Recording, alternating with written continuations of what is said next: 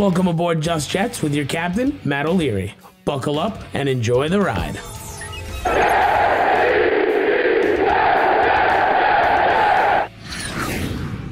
Hello and welcome to Just Jets episode number 115. What is going on? I am Matt O'Leary, going to be hanging out with you for the next little bit. We are grading the New York Jets 2022 NFL Draft, taking your voicemails in reaction. It's a busy episode. It's a great episode. Spoiler alert, it's a great episode. But before all of that, the NFL draft might be over now, but here's how it should have gone this past weekend. Roger Goodell should have got up there, and he should have said, with the first pick in the NFL draft, Paul Saxonville has decided to take Manscaped to stock up on their D. That would have been a much better pick than Trayvon Walker. Manscaped, the leaders in below-the-waist grooming, have sponsored us to make sure that you don't get booed out of the bedroom like Roger Goodell got booed on draft night. Support us and head to manscaped.com and use the exclusive code JETS20, that is JETS20, for 20% off and free shipping. Definitely check it out. Get yourself something nice. Maybe the Lawnmower 4.0. That's one of my go-tos. So let's go through this NFL draft class and then try to give it a grade. I hope you watched with us on Ryan's channel on Jets Talk 24/7. It was Ryan, Greenbean, and me just reacting. It was an absolute blast. But I was surprised on night one. You guys know where I've stood for a while. I thought for sure Joe Douglas was going to go on the defensive side of the ball, and more specifically on the defensive line with the first pick. Before that, I thought, okay, maybe there's a world where Ike Ekwonu would be the first pick, but only if you didn't sign someone like, I don't know, Laken Tomlinson in free agency and pay him a ton of money. So that went out the window. But then I saw a lot of people who want Sauce Gardner. And I got it. I was like, okay, yeah, Sauce Gardner, really, really, really good corner. No doubt about it. But is this staff going to put that much value on corner to take it fourth overall? I didn't buy it. And boy, was I freaking wrong. Sauce Gardner was the pick at 4. Stunned, really. I was really surprised by that. And I was worried because I wanted to come away in the first rounder with my edge rusher and my wide receiver because I knew that the Jets weren't trading for a wide receiver. So I thought, all right, the best way to land one is at pick 10. So they do just that at pick number 10, and they land Garrett Wilson, who I think is perfect for this system. He's a great route runner. He has good speed. It's going to be an absolute blast watching him work with Elijah Moore in this offense and Corey Davis and everyone else that they're going to have. More on that later. But with those two as the first picks, I was happy. I was satisfied. I was saying, all right, you got a stud wide receiver. Obviously, I like the prospect. He's my number one corner in Sauce Gardner. I can't be too mad about getting a player like that, right, at 4. But I would like an edge rusher still. So I'm like, all right, Joe, what do you got up your sleeve, my man? What are we going to do? Jermaine Johnson doesn't get taken at pick 11, 12, 13. Not 15, not 19, not 20, not 21, and all the way to pick 26. The Tennessee Titans moved back, right? All right, Tennessee's on the clock.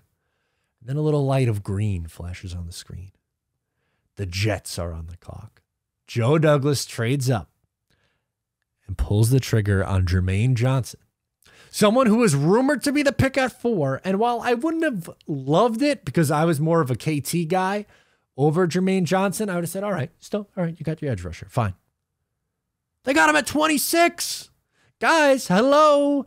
They got someone who was a top 10 talent at pick number 26. That is a home run. Phenomenal first round. You come away with someone like Sauce, Garrett Wilson, Jermaine Johnson.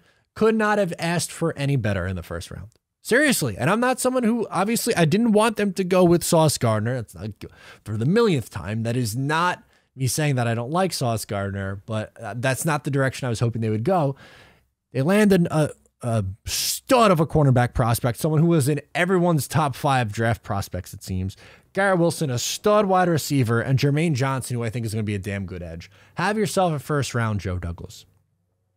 Now we move on. Day 2. Now the Jets moved up, so they only had one pick in the second round. They didn't have both second rounders, but The Jets end up trading up to 36. They want to move up a couple of spots. They want to get in front of the Houston Texans. All right. Nakobe Dean made it to day 2. Wow. All right. Are you going to trade up for Nakobe Dean? All right. I'm on board. I like that. I like that idea. That'd be a nice haul. Sauce Gardner, Garrett Wilson, Jermaine Johnson, Nakobe Dean. Well, that's not what happened, folks. They traded up for a running back, which goes against every single fiber of my being, but it's Breece Hall. Breece Hall is the number 1 running back in this class, in my opinion, by a pretty significant margin. He is tailor-made for this system. And I know some people are upset, but it's not going to be the end of Michael Carter. They like him a lot. And it's not going to be a 50-50 split either, I don't think. But Breece Hall will get a little bit more of the rushing. And he can be a bell cow back, but I don't think he is going to be, because I think they'll use a little bit of both. And they brought in Tevin Coleman back, who was really good for you last year. So again, that's not necessarily something that I'm super worried about. I think they both will get their touches, but Breece Hall is really damn good. And then there was a long wait. 36 to 101 felt like forever, man. The draft started at 7 o'clock. The Jets made their pick at like 7:30. And then they weren't back on the clock to like 10, 10:30, 11. It was late. And the Jets, all right. So no linebacker or safety in the second round. So, all right, coming around to round 3, you're going to go with your linebacker or safety there. Leo Chenal was sitting there. Brandon Smith was sitting there. Okay. They go a different direction. And it's not a direction that I would have went after the free agency that they had. But once again, it is extremely difficult for me to get mad at the Jets trying to do everything in their power to make sure that their second-year quarterback is in a position to succeed. And they take maybe my favorite story from this NFL draft, Jeremy Ruckert from Lindenhurst, Long Island, New York. Grew up a Jets fan. Goes to Ohio State. Has a stellar collegiate career. And gets drafted by his favorite team that he grew up watching. Wears their jersey on Halloween, dressed up as the player, the whole 9, all that. And he gets drafted by the New York Jets. The videos that have come out, I can't get enough of the Jeremy Ruckert content. I can't. And this is where I want to come back in.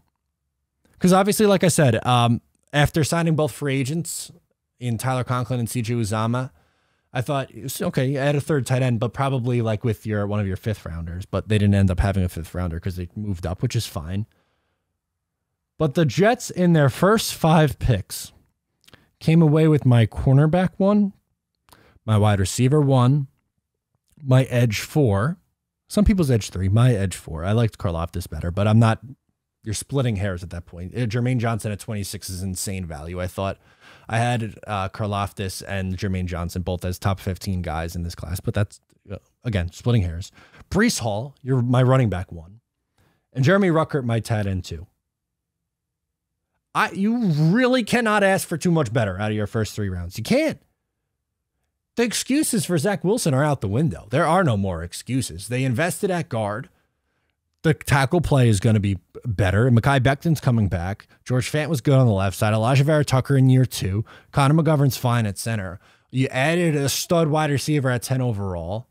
You brought back Braxton Berrios, who is comfortable with you. You got 2 starting caliber tight ends in free agency. And then you drafted, in my opinion, the second best tight end in this class, and Jeremy Ruckert, who, by the way, is also a really good blocker. Joe. Take a bow, Joe Douglas. That was a great haul. And we're day 3. 2 picks on day 3. Both came out of the way early. Max Mitchell, offensive tackle, Louisiana Lafayette. That one was fine. I think you need tackle depth. I don't want to be one injury away from having to watch either Chuma Edoga or Connor McDermott attempt to play offensive tackle in the NFL. So I'm good with developmental tackle. My one gripe from this draft class is Michael Clemens. And it's not like massive. It's not knocking it down a letter grade or anything like that. Edge rusher from Texas A&M, taken 117th overall with their final selection of the draft class. And there's just a couple things that I don't like. One, the off-field stuff, the arrests. It's 2022. Like, I'm not going to pretend, like, I don't care about the marijuana arrest, but the weapon charge, not great. look, it could be worse. It could be worse, but add on top of that he's also like going to be 25 relatively soon. He's old, and you have the extra baggage that comes with it. That one was just a little bit of a head scratcher. Again, that's not a derail your draft class pick. It's 117 overall. I'm not going to beat Joe Douglas over the head for that one. Obviously, if they showed the room, Ulbrich was pumped up about it. It was someone that they like his upside. Maybe turns into a developmental, like rotational guy, similar to a role that Bryce Huff played last year when he was healthy. But my expectations are pretty low for him. But overall, as a draft class from top to bottom, it's good. They filled a lot of needs. Someone coming away with a grade, it's an A. I don't think I would go A+. Some people do, which is fine. I have no issue with that. But I did not see one single B. I've looked high and far across many a draft grade. I cannot find someone giving this less than an A-. I think A- is too low. Solid A. Someone has Sauce, Garrett, Jermaine Johnson. That's an A right there. I wouldn't even have had to see the rest of it.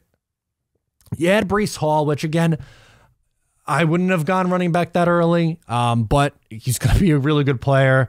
Jeremy Ruckert just adds even more talent to that tight end room. Going from last year where you had Ryan Griffin, Tyler Conklin, Daniel Brown to Jeremy Ruckert, CJ Uzama, and Tyler Conklin, that is a night and day difference. The only thing is like, all right, what's your plan at linebacker and safety? Did they add someone? They could. They totally could. They have some cap space. They have some cap space to do that. Maybe they add a Quan Alexander, someone who came in for a visit. Tyrann Mathieu still available, but I think he's going to the Saints. Maybe you do something there. I'm worried about Quincy Williams being a starter. They love him, which is fine. Again, like they really like him. Okay, I'm a little bit worried about him in coverage. And I'm a little bit worried about safety. But if I had to pick two positions to be worried about, I'm glad that it's not on the offensive side of the football. Like, I'm glad we're not coming away and be like, damn, I'm really worried about the Jets wide receiver situation. Or I'm really worried about the Jets offensive line. Or, damn, Zach Wilson really has no tight ends. Or they have no running game whatsoever. I'm glad it's linebacker and safety. I am. If my biggest gripe with this roster is the linebacker and safety position, I think Joe Douglas did something right. Is it perfect? No, it's not. They're probably not a playoff team yet. Spoiler, they're probably not. Did they get significantly better? Yes. Are they going to be fun offensively? Yeah. Is Zach Wilson in a good position to take a step forward? Yeah. The ball's in his court now. There's no excuse. You don't have that built-in Sam Darnold excuse where the offensive line was putrid. The weapons around him weren't any good. They had no running game. It wasn't like Geno Smith, who was I a big Geno guy? No, but he didn't really get a fair shake either with the roster that he had. It's not like taking away every single weapon that Mark Sanchez had after the 2010 season. There's no excuse. There is none. You have the weapons. You have the offensive line. You have the talent. Take that step.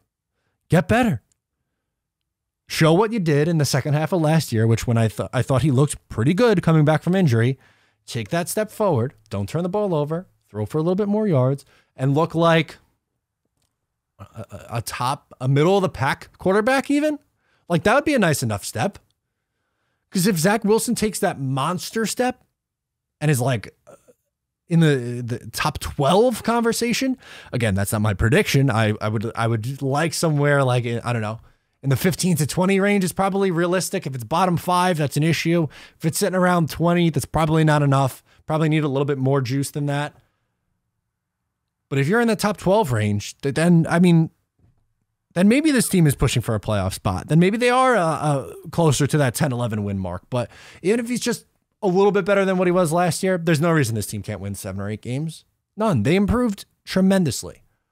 I'm really, really excited about the moves that they made, and I give this an A. So let me know what you are grading this draft class down below. It is time for the voicemails. All right, first up, we're going to go to Daniel, West Virginia. He wants to get into some love from around the nation. All right, let's do it, Daniel. Hey, Matt. This is Daniel from West Virginia. What up, dude? Welcome. I'm a long-time listener, first-time caller. Welcome, man. I've been on a couple streams, but I've never actually called in. This is the first time. Usually you call me you think I'm a baseball player. Famous baseball player. Well, not my name, Okay. I know exactly who you are. But anyway, I just wanted to call in. I wanted to keep it simple first time calling.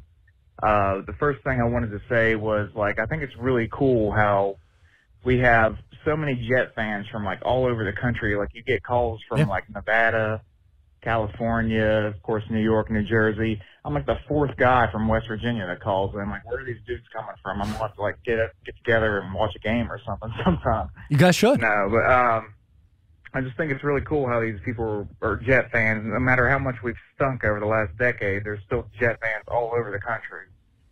But and then just the second point I wanted to make was,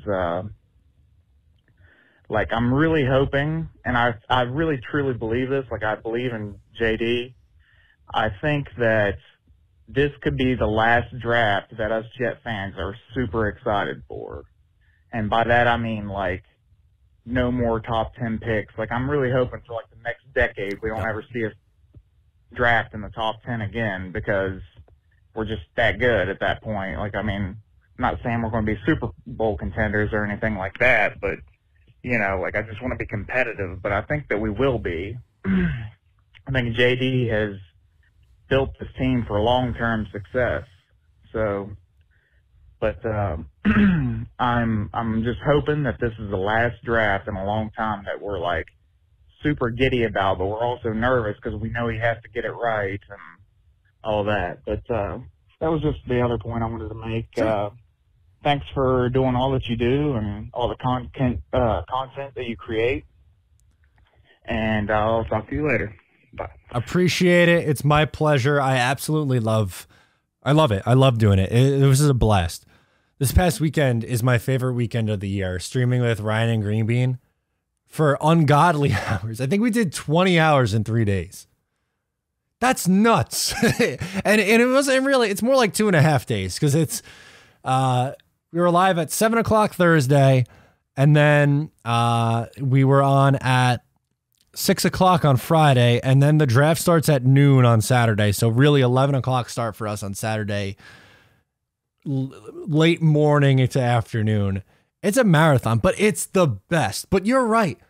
I don't want to be looking forward to the draft like that every year. I want it to be strong during the season. And, like, most of the interest, by the way, comes during free agency time in the draft. Like, if you ever went back and watched, not just me, pick your favorite Jets YouTuber. Look at the number of views that we get in March and April talking about the draft and rumors and stuff like that versus during the season. It is staggering. But when you're 1-8 or whatever the hell you are, 10 weeks into the year, out of it in October, yeah, that's going to happen. And I hope, and I'm curious, because I have not been doing this channel with the Jets being competitive. Just haven't. I've been doing content in other capacities since 2015. So the Jets were pretty good then, but that was different. Like, it's not like what it is now. It's just not. And I thank God it's not, because, well, in the last 7 years, my content is obviously, I've gotten better. I've grown.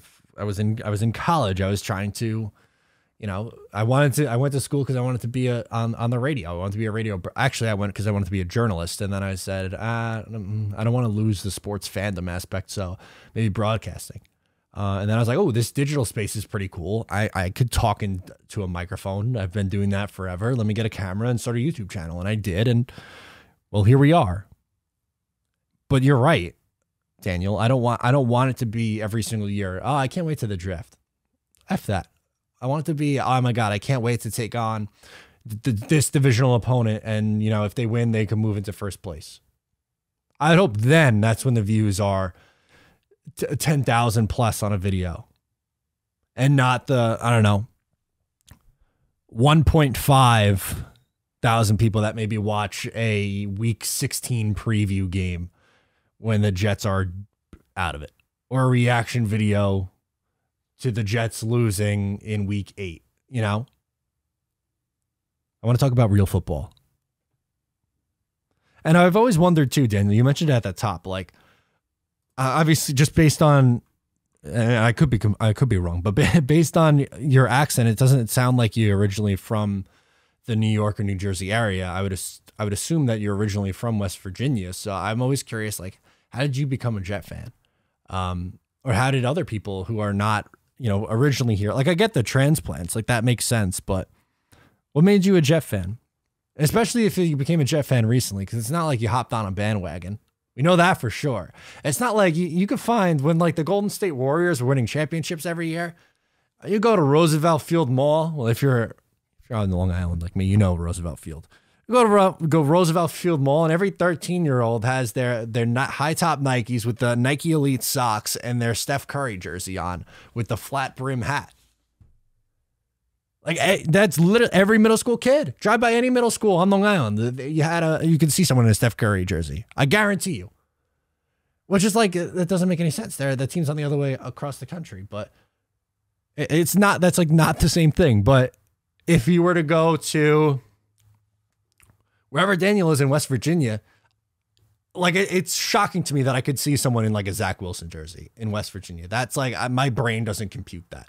Unless you're originally from here and then moved. But that's interesting, Daniel. If you want to let me know, if you don't, like totally cool. But I'm curious, how'd you become a Jet fan? Who do we got next? Dante calling in from Georgia. All right. We want to do this first round. Let's do it. Hey, Matt. It's Dante from Georgia.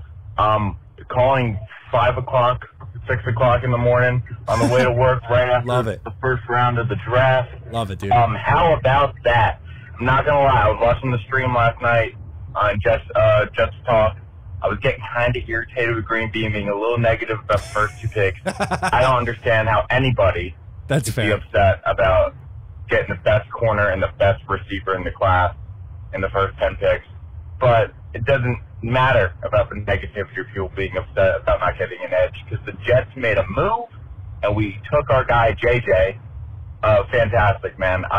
I was FaceTiming my Jets friend, and I can't remember the last regime that actually addressed our needs like this. Like when the fans are like, man, we need this regime goes and gets it. If we had McCagnon, our first pick would have been like Jordan Davis. Our second pick would have been like Nakobe Dean, which, I mean, 2 great players, but like not positions of like dire need right now. And it's so nice to, like, we won the draft last night. Like whatever happens between rounds 2 and 7, the first round, people are going to know what the Jets are doing this year. And I'm very, very excited for it. Yep. This isn't like any other year, man. I feel like it's different. I feel like it's different. And I hope everyone else does too, because I think the Jets are doing something really, really, really special. Yeah. I mean, that was a statement pick. Picking Sauce Gardner at 4. Wilson to Wilson connection is going to be so fun with JJ coming off the edge. It's just going to be a great season, man. Go Jets. Love it. You're right. That was a statement pick. And this is even coming from, again, like Sauce wasn't my guy at 4. That's not the direction that I would have went, but you're damn right. It is a statement pick. They're going to be hard to play against on defense. They're going to try. They might not be they're not going to be a top half of the league unit. I would be surprised if they are. Who knows? But they're going to be competitive. They'll compete. There's some young building blocks on this team. And you're right. You're right. I get the negativity stuff. That's funny with the Green Bean, but you got 3 legitimate top 10 talents in the first round. That is crazy. I have to pinch myself saying that every time, but that's the reality. They got 3 top 10 talents in the first round. Garrett Wilson's going to help Zach Wilson a ton. Jermaine Johnson off the edge is exactly what Robert Saleh needs. And Sauce Gardner on the outside is going to be damn good. That's my cornerback 1, my wide receiver 1, and edge 4 right there. All into the Jets in the first round. That's special. That is really special stuff. Joe from Cali is up next. Joe, let's do it, dude. Hey, Matt. It's Joe from California.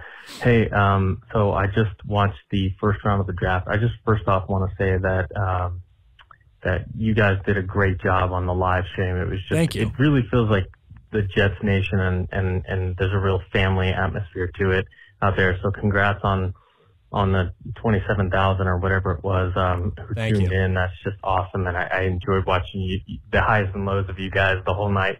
The one thing I wanted to say was, when I was watching you guys live when we passed on Thibodeau, and you were kind of crestfallen a little bit until we picked Jermaine Johnson. But I'm telling you, I just watched the press conference with all 3 first-round picks, and I'm listening to Jermaine Johnson, and that guy is such a grounded dude who is just, family is really important to him. And it struck me that he was talking about Last Chance U, where the director wanted him to have a bigger role, and he passed because football was more important to him. And he said, I don't want to be, an actor, or I'm not interested in that stuff. And I'm just telling you, we got the right dude. Because Kayvon Thibodeau would have been all about that. He would have been all about being the star of the show.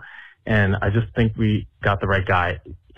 In the first couple of years, Thibodeau might be better. He might be flashier. But in the long run, you'll see, I really think we got the right guy. And we got him at 26. And we were able to get Sauce and Garrett Wilson. And I just felt, it just felt like such a great vibe and calm demeanor between all 3 guys, and I think they're going to work together well, look like good people. So really happy with the draft. I'm so excited. It seems like a pivotal moment for the franchise. I hope so. And I can't wait to see what the rounds 2 through 7 bring. So go Jets. Keep up the good work. Bye. Thank you, man. Much appreciated. And it's an absolute blast. Like, the numbers the amount of people that tuned in and watched was awesome. Truly. It was truly awesome. I loved it.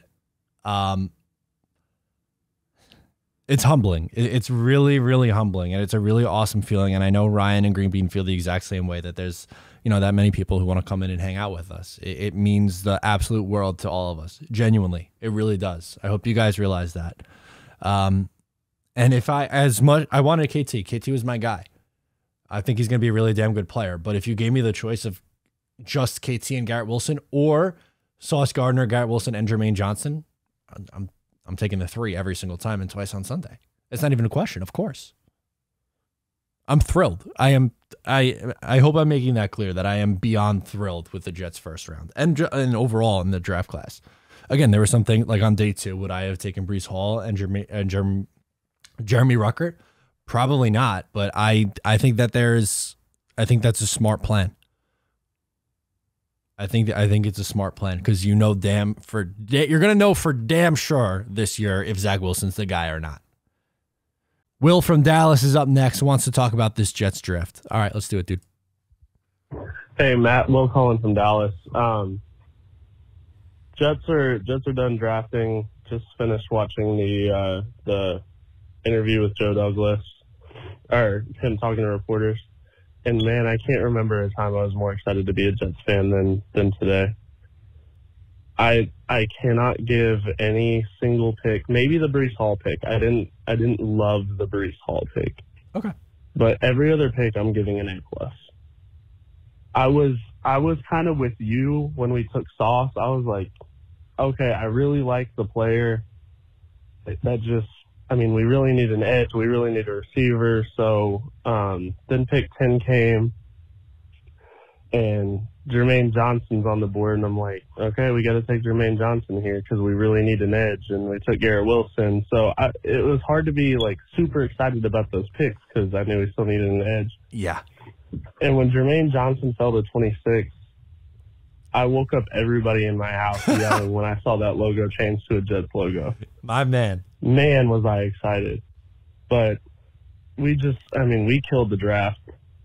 I have a hard time saying that anyone else had a better draft than us. I don't get the Breece Hall pick, though. Like, with Nakobe Dean on the board, with Chad Muma on the board, with Lewis Chenal on the board, maybe it's a reach for those guys, but I don't love that pick. But I see why they did it. I mean, I'm sure you're going to have a ton of videos about your reaction and what you're grading it, but I did see that according to one source, we rejected a trade with the 49ers for Debo to take Garrett Wilson. So I just wanted to see your thoughts on not getting Debo. And, man, is it a good time to be a Jets fan. As always, love the show, love the content, appreciate everything you do. Go Jets. Thanks, man. And you're right. I think a lot of Jet fans, not all, some were really happy. They wanted Sauce and he was their guy and they were thrilled. But I know a lot of people who are like, damn, what are we going to do at Edge? What are we going to see happen at Edge? And Joe Douglas said we're on the effing clock and got up to 26. That was the swing of emotions on night one was just awesome. So awesome. I get it. I don't think I would have taken Breece Hall either. In fact, I've made videos in the past saying that I don't think the Jets should go running back early for this draft class. And guess what? They decided otherwise. And it's going to be, once again, it's very, very hard for me to sit here and bash trying to make Zach Wilson's life easier. And it's not like they took Breece Hall and didn't fill edge or wide receiver, which were my two glaring, like, you got to figure this out in the first round. And they did. And they also got Sauce Gardner on top of that. The thing, Green Bean said this on stream, and I know it sounds so screwy to say because he was the one who came first, and he's probably the best prospect of the bunch, but Sauce feels like the bonus. It's, oh, you got your edge in Jermaine Johnson, great. You got your stud wide receiver in Garrett Wilson, and then, oh yeah, you also got Sauce Gardner. It's funny that that's how my brain works, but it's true. That's how it works. And with Breece, again, I wouldn't have done it. I thought they were trading up for Nakobe Dean. I thought they were going to take Leo Chenal in the third round, and they didn't. They went back-to-back offense. But once again, you're trying to get playmakers for your young quarterback. I'm not gonna bash that even for a second. So let's go, Ethan in Connecticut. He was a very big fan of this draft too. All right, I think most people will be. Hey, Matt, this is Ethan from Connecticut. What up, dude? I'm sure like 90% of your callers this week, I'm calling to gush over the Joe Douglas masterclass. Let's do it. We just witnessed. I was really upset at pick number 4 when they took Sauce over KP. But if you can get Jermaine Johnson at 26, that completely makes up for it. So not only do we get, edge 3, but we also get hands down the best corner in the draft. I didn't love the Breece Hall pick at first either. Yep. But that, in hindsight, that's amazing as well. When you look at the offense and just the complete revamp, with Jeremy Ruckert too, you have now 3 high caliber tight ends. A really good second-year running back in Michael Carter, and then the best running back from this year's class in Breece Hall. And our wide receiver room now looks like Garrett Wilson, Elijah Moore, Corey Davis, and Braxton Berrios. If Corey Davis is your third wide receiver, that's a pretty good wide receiver room. Yeah. So yes. just props to Joe Douglas on this draft. This year is going to be special. I can feel it. If I could say one thing, I wish maybe they took a linebacker. Yep, that's fair. But the reports are saying that Joe Douglas and the front office are way higher on our linebackers than maybe the rest of Jets Twitter is. So, maybe the linebackers can prove us all wrong. They should be a good year in post-draft. I fully expect us to be competing for a wild card spot come December. Ooh. So, love to hear what you're going to say about the draft and how you feel about it. And, I'll see you soon. Thank you, man. Much appreciated. Thank you for calling in. I, too, again, roller coaster of emotions when you have to react live on a draft show and just figure out, all right, this is my take, and there's going to be, people are going to clip this forever. And part of it, I clipped it to put out on social media because I think it, makes sense to do stuff like that. But I probably wouldn't have went the direction that they did with Breece Hall, but he's going to be a stud. He is picture perfect for this offense. I don't think this means the end of Michael Carter. I think they're going to use him a lot. I don't think it's going to be like a 50-50 split necessarily, but I think they're going to use both. I don't think you're going to see Michael Carter disappear. He's a good player, and he's a very good 1B, and he's probably better suited as a 1B if we're being completely honest. Did I ever see him as a 1,000-yard rusher?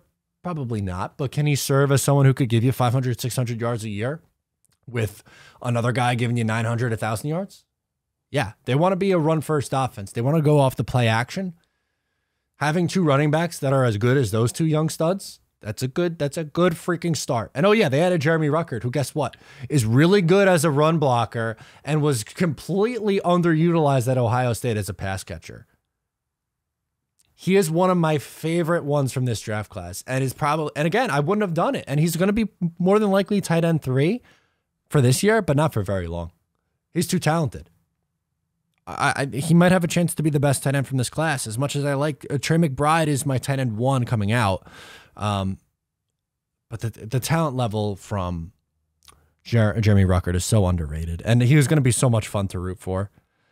Literally, like I got like the videos that I've gone back and watched so many videos, but the reaction from his family, his girlfriend posted a behind the scenes TikTok of him getting drafted and like their whole draft day. Like I was like practically tearing up watching this stuff because he's literally living out just about all of our dreams. Everyone who grew up a Jets fan, right?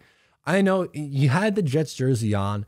You were playing out football outside with your brothers, your sisters, your friends, family, whoever, and pretending that you just won the Super Bowl. You just won this big game where you're playing on your favorite team.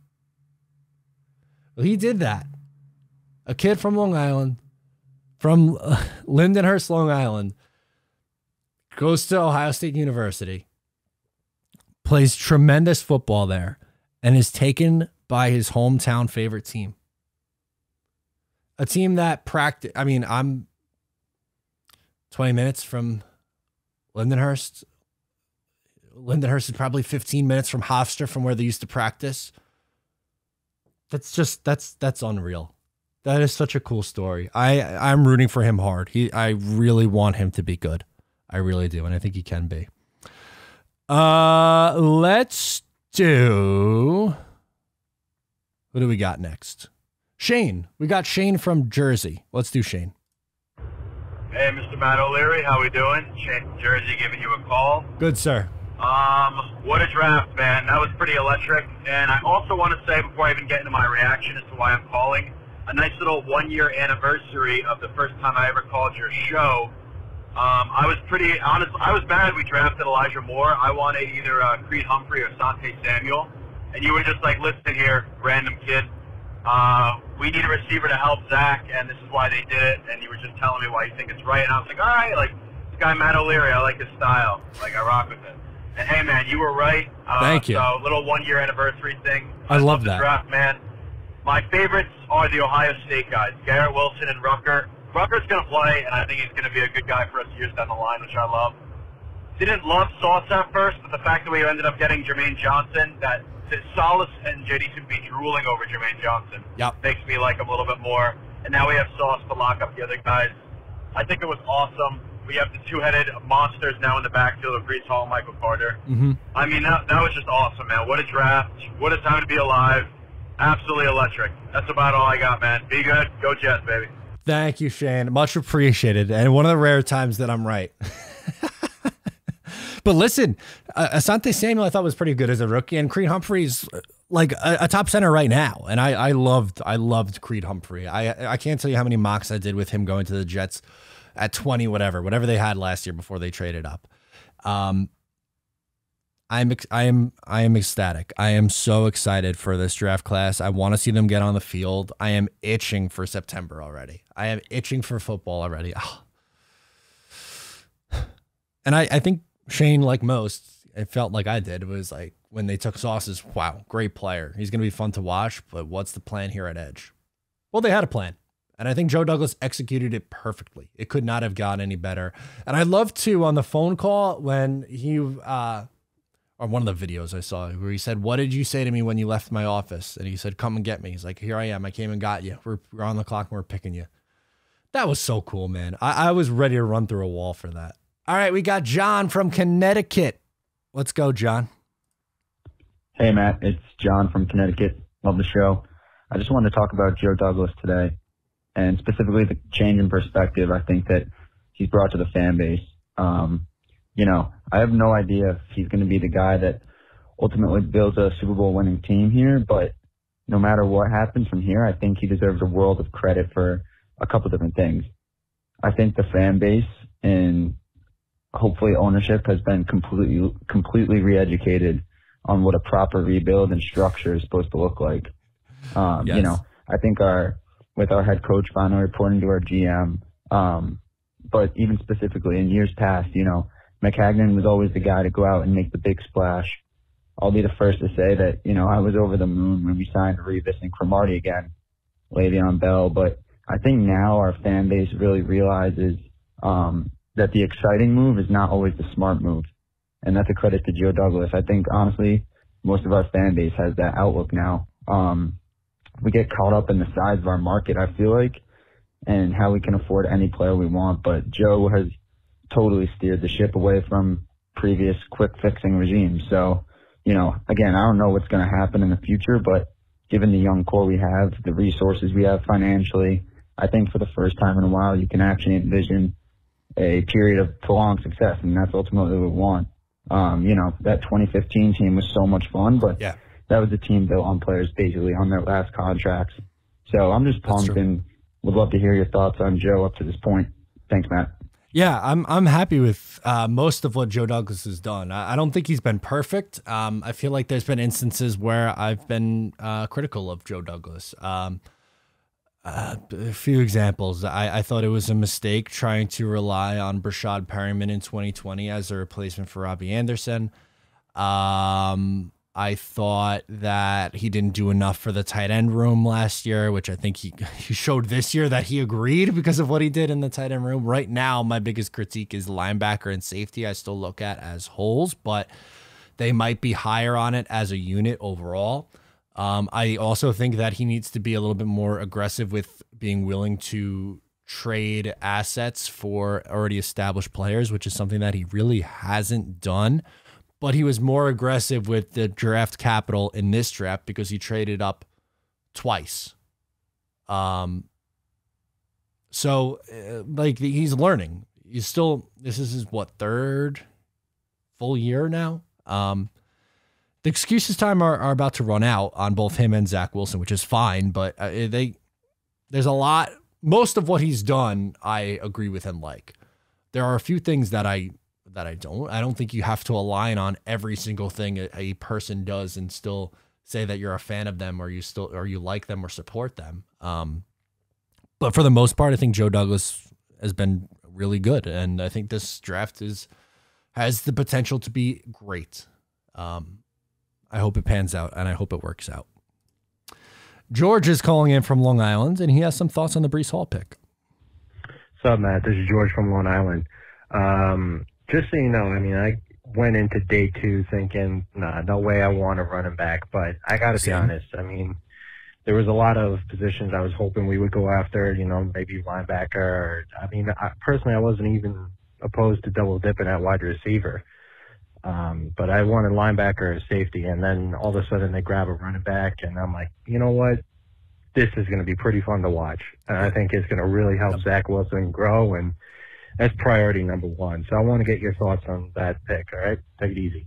Yeah, I think, George, you and I probably felt pretty similar. I was surprised. I was legitimately stunned that Joe Douglas traded up for a running back. That sounds very against what he normally would do, and that's very against what I normally would do as well. But again, it all goes back to the Zach Wilson in this year. They are doing everything in their power to make sure that this kid is given the tools to succeed.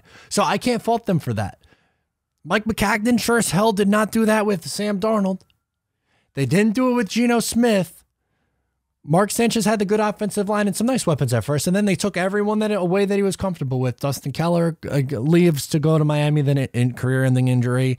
Braylon Edwards goes. They choose the corpse of Derek Mason over Jericho Cotchery. You go right down the line. And there are a bunch of other factors involved there in all those circumstances, but there's no more built-in excuses. The offensive line took a significant step up this year in free agency. They added a ton of playmakers on offense in this draft. They added 2 free agents and tight ends. They brought back Braxton Berrios, who Zach was comfortable with. Go look like a guy who is going to be the franchise guy. That's it. Simple as that. So we'll see, George, but I'm with you, man. Here's Bill from Long Island. Bill, what do you got?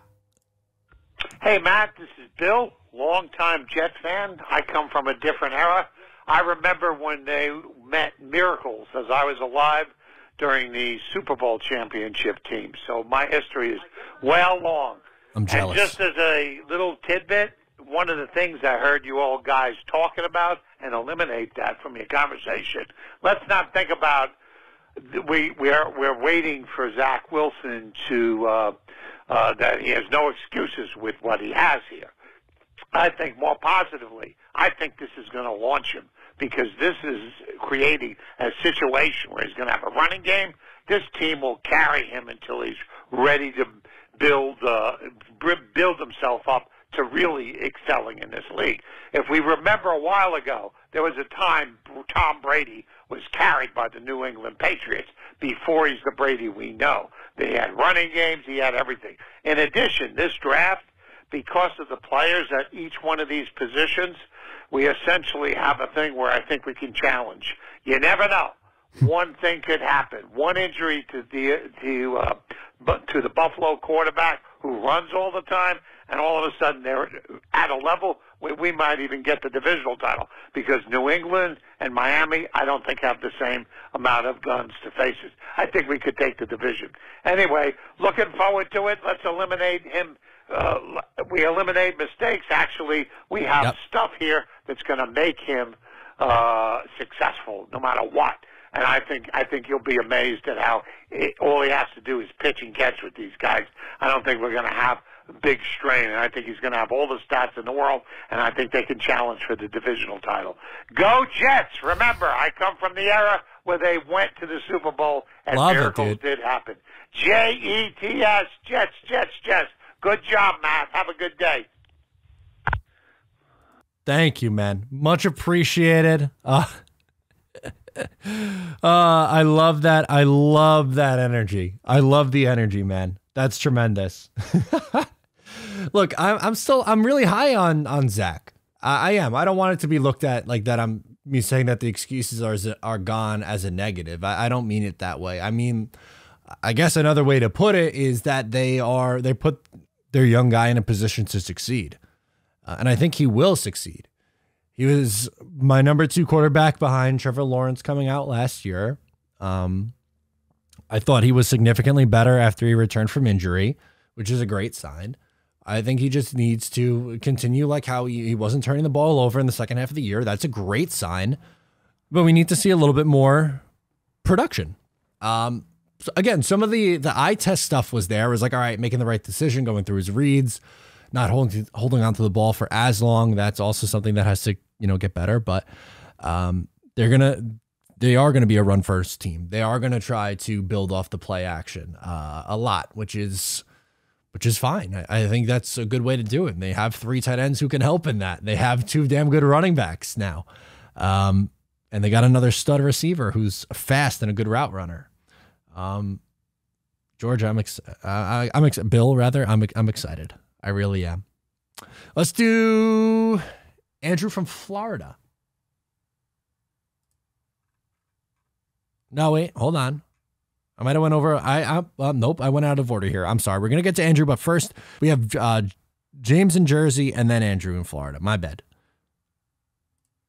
Matt O'Leary, what's going on? James from New Jersey. How's it going, buddy? What up, dude? Business. I've been dying, always been chomping at the bit to call you back in the voicemails, but I just get distracted from work.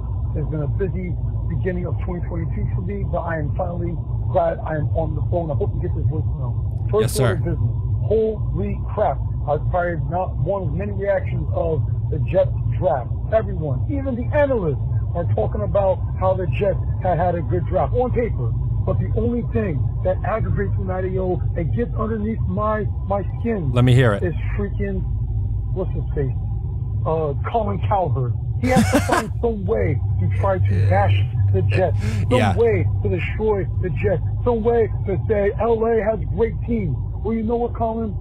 Don't ruin my parade. Anyway, enough about that. That just crawled on my skin. But we had a good draft. I don't know how we pulled it off.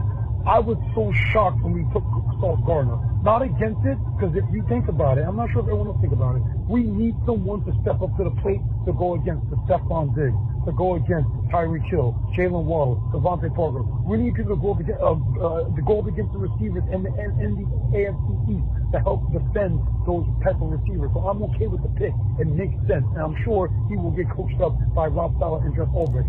Second order of business. We got Garrett Wilson. Wilson to Wilson action, and I hope they connect and produce this receiver room tribute stat now. Also, Breece Hall, we got him. Jermaine Johnson, who I was happy to, and I think he's going to be a good fit, and I think he will help produce in this defensive system. Also, your Long Island native, Jeremy Rucker. I did not think we would end up getting him in the all the way down to the third round, the end of the third round. I am so happy. I saw his family yelling out the JETS chant for him when he got the call. So super happy because I think he can produce, even though we have TJ Uzomah and then we have Conklin. I think he's going to be a good developmental piece, but also be for the future for Zach Wilson. So I think we are set to go. I think the future is bright. I have 2009, 2010 flags in my system, Mario. Can you feel it? Anyway, sorry for his long message. I'm happy, of course, and as always, go Jets. Thank you, man. Love it. I love that. A lot of positivity from James in Jersey, and rightfully so. And by the way, like, I'm going to take something that I want to talk about a little bit. You mentioned Ruckert there as developmental, and I agree. I kind of look at him like two guys that come to mind is Dawson Knox and Dalton Schultz, who both started off a little bit slow, started off as backups, but started to come around a little bit and started to produce a little bit later in their career. And I think he's going to be, I think like he could be a really good, he might even end up being tight end too at some point next year. And injuries happen. God forbid. I don't want there to be an injury, but it's entirely possible that somebody gets hurt this year and he has to play a bigger role than it's expected. And he's lined up as a big slot before in the past too. Like he could do so many things. Mike LaFleur was really creative with his play calling last year, and I'm excited to see what he's going to do with this batch of weapons that he has at his disposal. Now we're going to get to Andrew from Florida. Thank you, James, for getting into us here. Andrew, what do you got? Hey, Matt, this is Andrew from Fort Lauderdale. Long time listener, man. What a draft. I think the most underrated pick is got to be Breece Hall. We were all hoping for that pass rusher. It's been so long since we've had a pass rusher, but it's also been so long since we had a 1,000-yard rusher. I grew up in the Parcells, Curtis Martin, we established a running game era, and it's been so long since the Jets had that running game that drove the offense and led the offense. And we complain that our running game is subpar, and we keep drafting, or at least us, we keep waiting for someone to fall, and we want to get a value running back in these later rounds. And as the pass rush makes the defense go and is predicated off that pass rush, Matt LaFleur's offense is predicated off the running game, and we needed to invest a high-value draft pick, or if we didn't get someone in free agency to draft someone that's a first-class running back, one of those running backs who would be a 1,200, 1,400-yard running back to get the carries. This is just as important as getting that pass rush. This is what's going to make the offense and the whole entire LaFleur offense work. And it's just about time that we finally invested into this running game. This is going to have the biggest impact for Zach Wilson, bigger than any receivers or any tight ends the whole entire playbook depends off of setting up the defense, putting them on their heels with the running game, and then that opens up the rest of the playbook. I know that pretty much the fan base, we've always just wanted to get that value running back, that third, fourth, fifth round running back.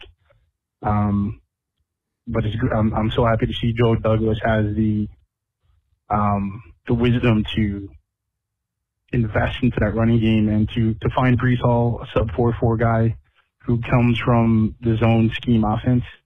This is the perfect fit. He had a 99 overall score from Next Gen Stats, one of only 6 running backs to ever have a 99 score from Next Gen Stats. They're comping him to Jonathan Taylor, which would be incredible to have someone of that caliber in our offense. Thanks for listening, man. Go Jets. Yeah, that's phenomenal. I would love that. I would really love that if that's what he turns into. In year one, that's not my anticipation. I think he's going to be obviously carrying the workload a little bit more than maybe someone like Michael Carter saw last year, but he's going to be a damn good player. And you're right. He is so picture perfect for this offense. Now, I'm not mad at it. I want to make that so clear. I am so thrilled with this draft class. I like the aggressiveness. I really do. It's going to be really, really good. I'm looking forward to what they do on offense. Booth LaFleur is going to be in his bag every single week. That's what I want to end off with. Let's go. Please subscribe if you're new. Follow along on social media at Matt O'Leary NY. Thank you so much for another episode. We'll talk to you next time.